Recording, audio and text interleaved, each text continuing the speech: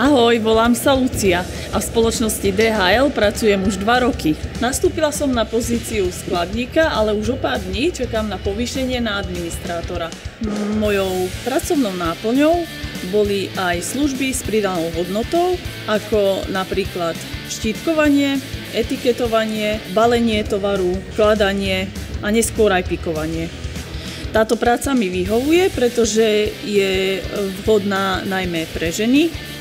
Nie je to fyzicky náročná práca a zdokonalujem aj svoje schopnosti, čo sa týka počítačovej techniky, pretože je to práca s počítačom.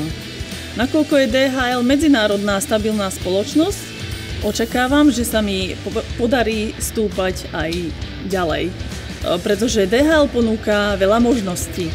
Stará sa nielen o svojich zamestnancov, ale aj o opustené zvieratá a deti v detských domovoch.